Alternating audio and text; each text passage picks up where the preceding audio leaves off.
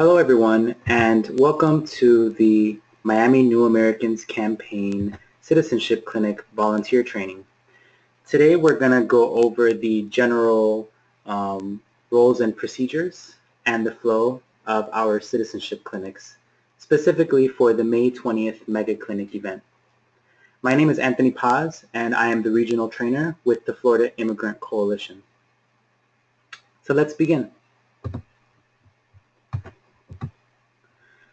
Now, the Miami New Americans campaign is a campaign focused on increasing awareness around naturalization that is led by a collaborative of legal service providers and community organizations, such as my organization, the Florida Immigrant Coalition.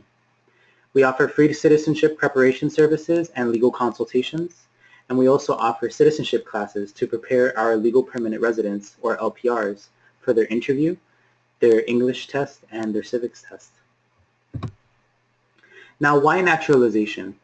Well, if you look at how many legal permanent residents we have in this country right now, we are currently at around 13.3 million legal permanent residents, of which almost 9 million, 8.8 million legal permanent residents are eligible to naturalize today, right now. And in the state of Florida alone, we have 830 legal permanent residents who are eligible to naturalize today. And those numbers keep going up every single day. So naturalization is important because it influences our political climate, right? It gives our residents access to things that citizens have access to, which they otherwise would not have access to if they did not apply for citizenship. This work is so important because of this. Now, when we talk about naturalization, we need to see that naturalization is just a one-third path to immigrant power, because of the fact that the immigrant path to power is much larger than just naturalization. But we all work together to achieve that goal. If you look at how many people are doing this work, citizenship, know your rights, immigration work, policy and advocacy for the betterment of our communities and our neighborhoods, and our people.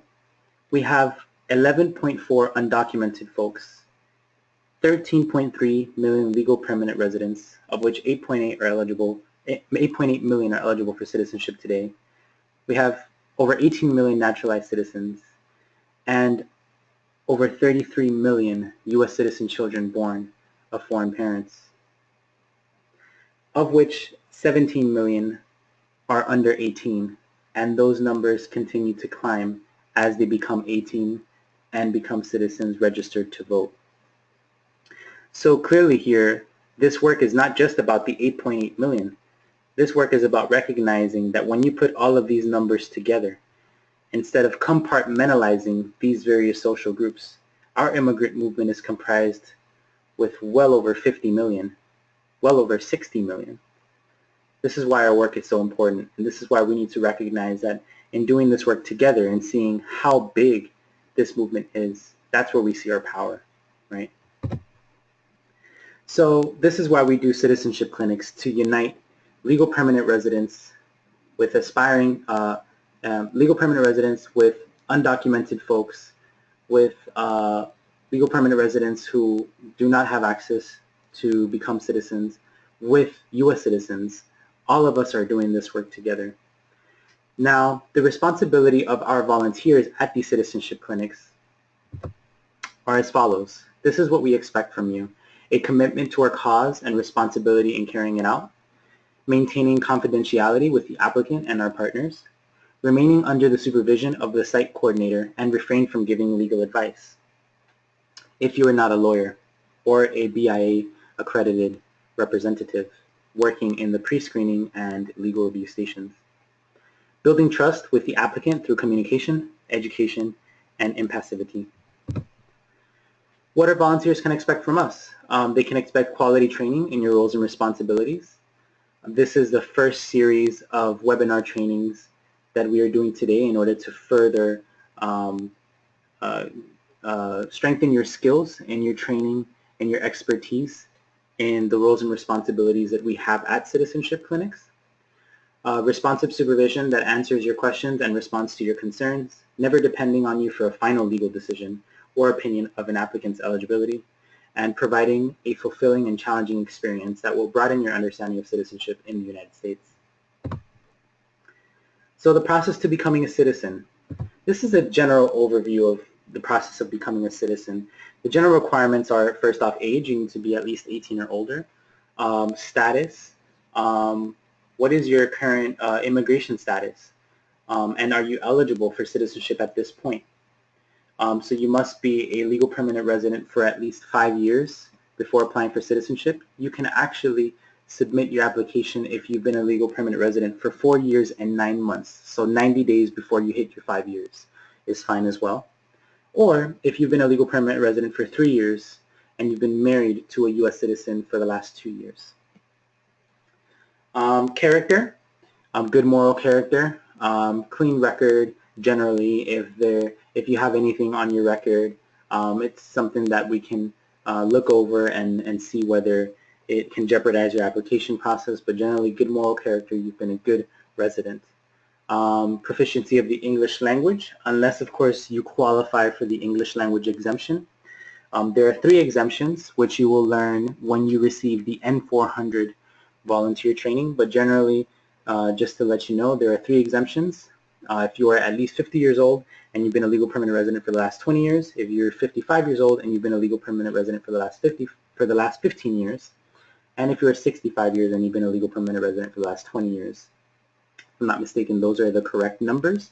But for further clarification and a more in-depth understanding of the exemption, make sure to take a look at the N400 volunteer training webinar, which we're offering as well.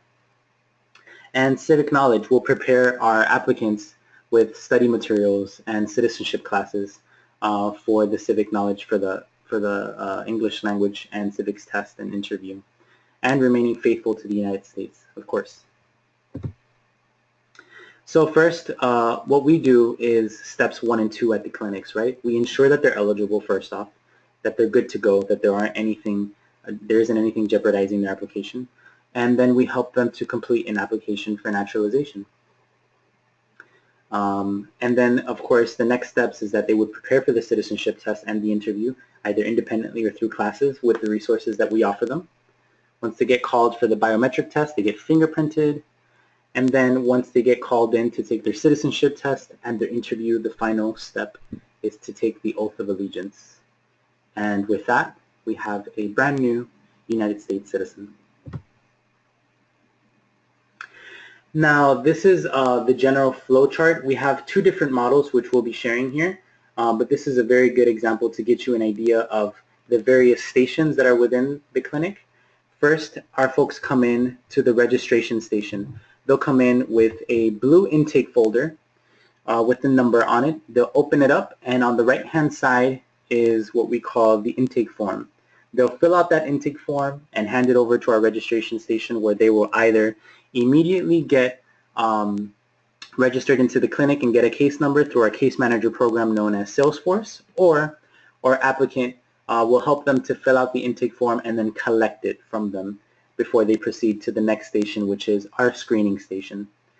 While they're in the waiting area before proceeding to the screening station, they need to finish filling out the remaining documents on the right-hand side of their folder, which is their stop sign sheet with general questions that may be potential red flags if they have answered yes to. For example, have you ever been convicted of a crime for which you were not convicted of?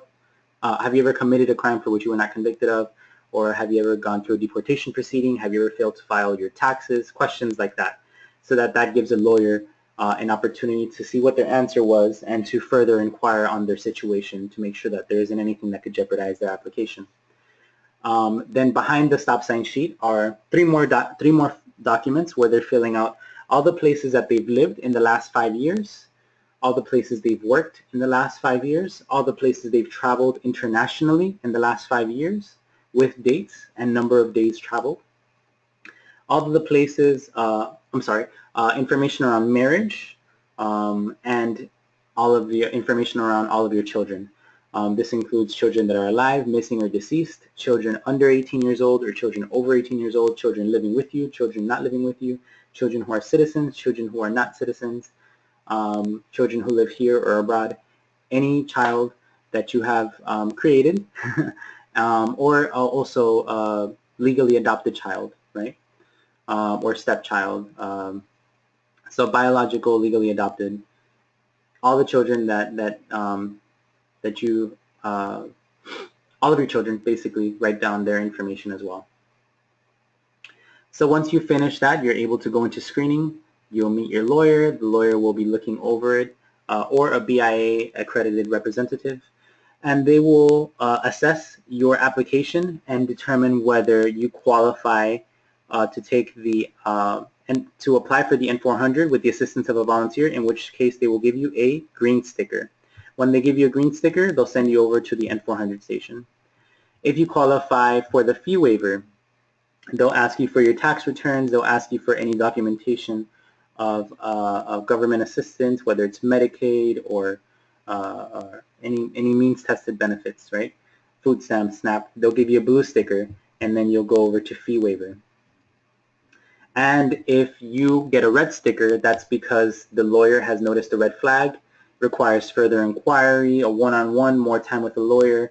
You'll be referred to a legal services agency such as the Catholic Legal Services, great organization where you'll have time to sit down with a lawyer and they'll take a look at your application, they'll take a look at your situation in depth, right?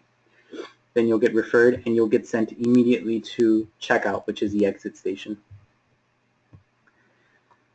Once you finish the fee waiver and the N400, you'll do a final legal review and then go to exit. So let's take a look at what the flow chart looks like at the station, at the actual site, right? Here we'll have the registration station. Folks will fill out the registration. They'll get sent over to legal for legal review, for pre-screening and final legal review after they finish their N400. Once they finish pre-screening, they'll head over to N400, excuse me. They'll head over to N400, finish their N400 application with a volunteer.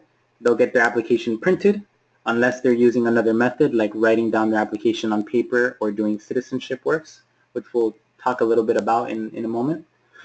And then fee waiver station, which will be right here. After they're done completing their N400 fee waiver and final legal review with the lawyer, they'll head over to exit station for a final checking process, making sure they look over all the documents, make sure there aren't any mistakes, send them some study materials, assemble their packet in a envelope, any further steps, checklist, and then sending them off and congratulating them for coming. So that's basically generally what I've gone over. We're going to go over each station again one more time, welcoming the clients, writing down their name, their phone number, their alien number. This is all of the information that's on their intake form in their intake folder. And you want to make sure the client fills out all the intake materials. Our volunteers will assist them in filling out this information. Some folks they don't have enough skills to look up all the information. We have to help them out, or maybe they write slower, or maybe they don't write so neatly, so we want to make sure we're assisting them in doing that so that we can speed up the process and also reduce the risk of error, right, or any mistakes. At the legal review, the attorney will go over the control sheet. Now the intake folder will have papers on the left-hand side and on the right-hand side. We've already discussed the papers on the right-hand side. The left-hand side are for our lawyers, right? So they'll review the entire application materials, they'll review any red flags, the stop sign sheet, they'll look at the questions, ask them any questions, and then they'll make an assessment on what would be the next step, and then they would put the stickers, whether it's green or blue or red. Okay? The fee waiver station, they'll determine if the client is qualified by looking at the pre-screening sheet based on what the lawyer's assessment has been made on the lawyer having looked at their tax returns and their means-tested benefits documentation, and then the system in filling out the I-912 or the I-942. The I-912 is the request for full fee waiver, and the I-942 is the request for partial or reduced fee waiver. At the N400 station, we'll help them go over their entire application process. We'll look at their intake form, make sure there aren't any mistakes. We'll ask them for their green card, for their social security card, to fill out the social security card number in the application. We'll ask them each question on part 12, and all of these steps for our N400 applicants will be discussed in the N400 station volunteer training. So if you decide to volunteer for the N400 station, be sure to let us know, and we'll send you the webinar link for the N400 training. Final quality review, going over with the lawyer one more time, making sure there aren't any mistakes. Sometimes this is done in the legal review station, sending them back. Sometimes this is done at the exit station. And then at the exit station, we help them to assemble their packet, put everything together, provide them with the envelope and certified mail, and then taking their intake folder and writing either completed on it, pending on it, or referral or referred on it, and collecting those folders and filing them for further record keeping. Now, with the N400 station, as I mentioned before, we do what's known as Citizenship Works as well. And Citizenship Works is for those applicants who are technologically savvy. We're offering them to fill out their applications using a self-guided program known as Citizenship Works. A lot of people like to compare it to the TurboTax of citizenship, TurboTax of N400. Very easy, step-by-step questionnaire. It doesn't let you move forward until you answer all the questions, and this reduces the margin of error when we're filling out these applications. And our volunteers will assist them if they have any issues using the program. Attorneys as well will be on site to review their completed application before going to exit. Some citizenship clinics will offer Citizenship Works, others will not. Some will just be using a laptop with the PDF of the N400 pulled up, or they'll fill it out on the computer and then print it out at the printing station. Other clinics may just be writing it manually with a pen. So depending on the clinic that you are volunteering for, we offer the N400 application process with various services, either Citizenship Works, PDF on a laptop, or written manually. And then, of course, once you finish the session, you say your goodbyes. You explain that their application will be looked over at checkout if you're in the N400 station, or if you're in the registration station, or if you're in the fee waiver station. And it's important to be sure that all questions have been answered completely and truthfully.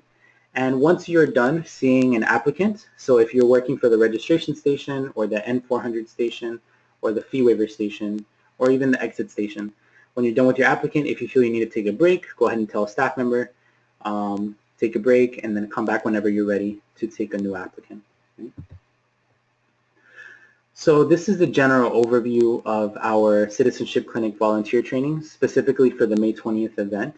If you have any further questions or inquiries, feel free to contact Jesus Torres at jtorres@cclsmiami.org. And also, now that you have finished watching the Citizenship Clinic general volunteer training and you're ready to take the next step of actually volunteering for a specific station, so you'll say, oh, this was great. So, hey, I want to volunteer for the N400 station, or now I want to volunteer for the fee waiver station. I want to volunteer for the exit station. Then go ahead and contact Jesus Torres, and he will send you the webinar link specific to that station for further training and learning more in depth about what each station entails. Just a heads up, if you decide to volunteer for the exit station, you are required to know and have skills on the N400 station and the fee waiver station, in which case you will be receiving all three webinars. You'll be watching the N400 station and the fee waiver station before receiving the exit station volunteer training. So that's pretty much it. If you have any further questions, like I said, feel free to contact Jesus Torres. My name is Anthony Paz, and I am the regional trainer with the Florida Immigrant Coalition. Thank you so much for watching, and we'll see you at the May 20th event. Take care.